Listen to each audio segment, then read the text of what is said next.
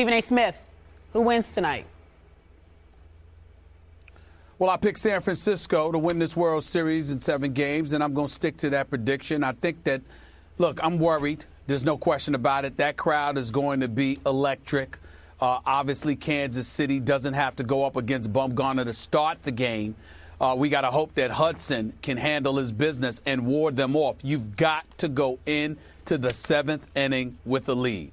Herrera, Davis, Holland, you don't want any parts of these boys if you're the San Francisco Giants in the last 3 innings. They've got 3 closers for crying out loud in Kansas City. You've got to go into the 7th inning with a lead.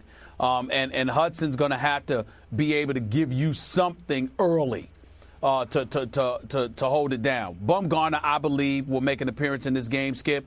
He's been absolutely dominant. If they win, he will be the World Series MVP. There's no doubt about that. But it's one of those situations that, considering the fact that he just pitched in Game 5, a complete game shutout, you don't want him to be back on such short rest and really jeopardize him if you're the Giants, because you got to think about his future. But it is Game 7. It is all hands on deck. You have a World Series title on the line. And if Hudson can give you 3 or 4 strong innings and hold it down, then I think it's very, very possible that you could see Bumgarner and we'll go from there. But I think that San Francisco, they're not going to get shut down. The last 2 games have been a shutout. Game 5 was a shutout for San Fran. Game 6 was a shutout for Kansas City. I think both teams are going to score a few runs in this particular Game 7. But in the end, it's just going to be a matter of whether you have to go to Bumgarner and you're going to be able to hold it down for a couple of innings and make sure you go into the 7th inning with the lead. Because if San Francisco doesn't have a lead in the 7th inning and you get to that bullpen for the Kansas City Royals, it's a wrap. I'm still picking San Francisco, though, to win this game. I'll even give you a score. I think they'll win like 4-3. It sounds to me, my friend, like you're beginning to doubt your baseball advisor in California. I forget his name. Jeff Brown. Jeff Brown. Are you beginning to doubt Jeff Brown, the knowledge he bestowed on you before this series?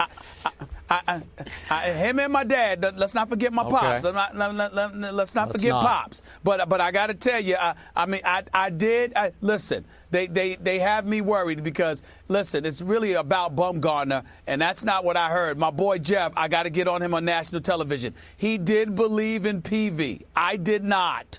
Okay, but he convinced me to believe in PV. So I'm knocking Jeff for that. Jeff Brown. Yes, that's his name.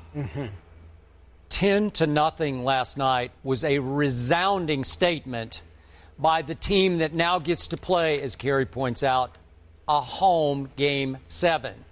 So I'm going to stick with what I told you before this series started. The Royals will win in 7 games, and it has something to do with that crazy thing called destiny, meant to be-ness. I don't know what it is. This team just has it. And I love what Ned Yost keeps saying. It's not that he's being blatantly optimistic or too positive here. He's just saying, I've had this feeling from the start. He's pouring his heart out to the media, saying, this is just what I've believed all along. I thought we were going to win tonight because I thought we'd get to Game 7 and we would win it. So I love the feeling he's instilling in his clubhouse with a lot of young players who have not been in this situation before, unlike a number of the Giants who have been in this situation. But I'm going to make one case to you, and I want you to respond to me if you would. I think your Giants that you picked have only one hope tonight, one chance, and that is to start Madison Bumgarner from the start.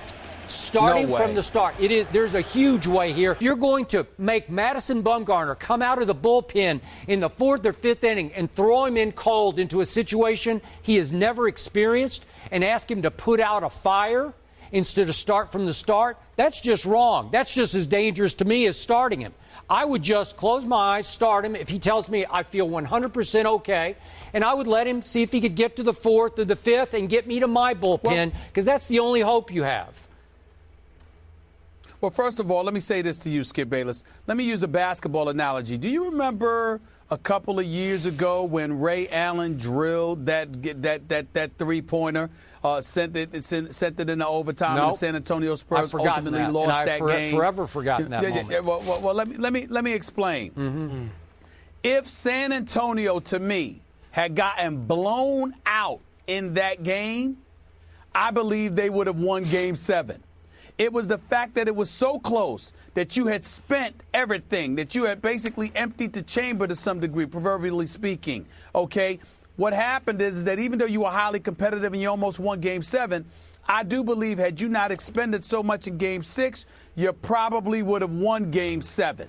I think the fact that Kansas City annihilated San Francisco last night and did it as early as the second inning, I think that bodes well for for San Francisco tonight.